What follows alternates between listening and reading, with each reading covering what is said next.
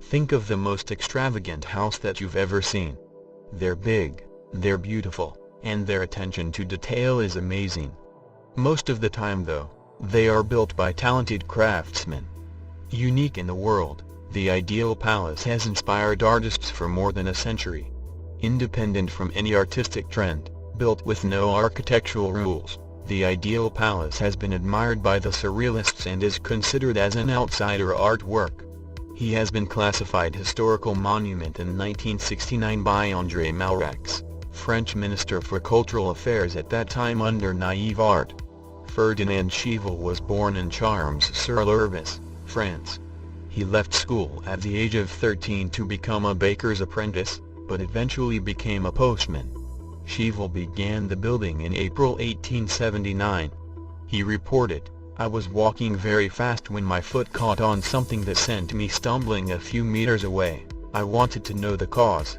In a dream I had built a palace, a castle or caves, I cannot express it well. I told no one about it for fear of being ridiculed and I felt ridiculous myself. Then 15 years later, when I had almost forgotten my dream, when I wasn't thinking of it at all, my foot reminded me of it. My foot tripped on a stone that almost made me fall. I wanted to know what it was. It was a stone of such a strange shape that I put it in my pocket to admire it at my ease. The next day, I went back to the same place.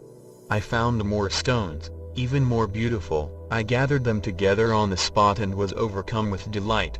It's a sandstone shaped by water and hardened by the power of time. It becomes as hard as pebbles. It represents a sculpture so strange that it is impossible for man to imitate. It represents any kind of animal, any kind of caricature. I said to myself, since nature is willing to do the sculpture, I will do the masonry and the architecture." For the next 33 years, Schivel picked up stones during his daily mail round and carried them home. He spent the first 20 years building the outer walls. At first, he carried the stones in his pockets, then switched to a basket. Eventually, he used a wheelbarrow. He often worked at night, by the light of an oil lamp.